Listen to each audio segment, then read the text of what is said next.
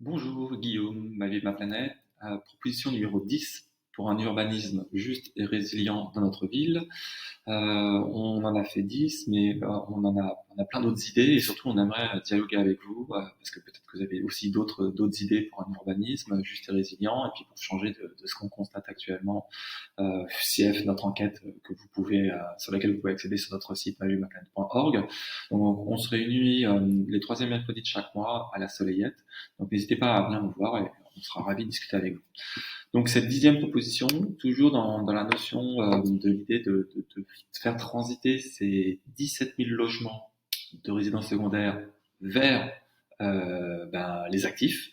Donc on a, après avoir différentes mesures sur le parc en tant que tel, notre idée c'est de mettre en place une fiscalité favorable aux habitants à l'année. Voilà. En gros, c'est de récompenser ceux qui vivent à l'année, ceux qui font la vie de notre ville.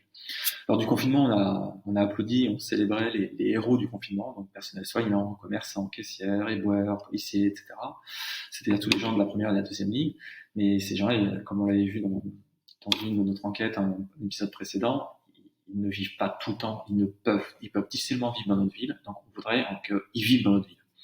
Et donc vraiment, bien comprendre qu'on a un logement sur deux qui est une résidence secondaire, donc on a vraiment du foncier. C'est pas le logement qui nous manque, hein. C'est juste inciter à basculer ces résidences secondaires vers des résidences à l'année.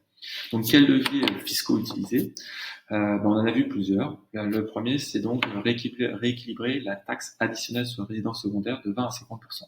Donc pour information, 17 à 60%. Donc c'est quoi cette taxe pour les résidences secondaires? Alors, je vous laisse aller sur ce site qui est assez intéressant, mais il y en a plein. On peut aller sur le site internet du gouvernement. L'idée, donc, c'est une taxe qui s'applique sur les résidences secondaires et qui a été mise en place il y a quelques années. Et donc, on peut voir qu'effectivement, Nice, depuis 2019, elle est passée à 60%. Nous, on propose de passer à 50%. Donc, ça, c'est le bâton. Donc, l'idée, c'est de dire, ça coûte plus cher d'avoir une résidence secondaire pour les propriétaires. La carotte, c'est de baisser de la part communale de la taxe foncière de 10% pendant la mandature. Donc vous êtes propriétaire, taxe foncière, c'est de 10%, voilà. Donc on essaie de jouer sur les deux, mais vraiment, on va fortement rehausser cette taxe sur la résidence secondaire. Ça nous permettra aussi de dégager un budget conséquent pour d'autres politiques qu'on va mettre en place. Troisième mesure, c'est l'instauration d'un abattement sous condition, on avait expliqué sur une proposition précédente, de la taxe foncière pour tous les projets de rénovation énergétique et de réhabilitation de logements existants en logement pour tous, CIF, l'Agence nationale pour l'habitat. Donc on en a parlé sur une des vidéos précédentes, je crois que c'est la vidéo numéro 8, donc n'hésitez pas à vous référer là-dessus.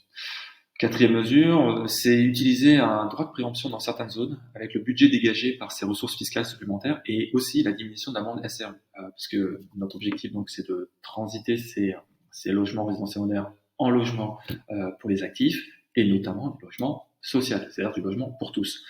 En négociant avec la préfecture, de toute façon c'est quelque chose qu'ils le font déjà, qui sont déjà au courant, en fait on diminuera, n'oubliez pas, cette amende de près de 3 millions d'euros par an.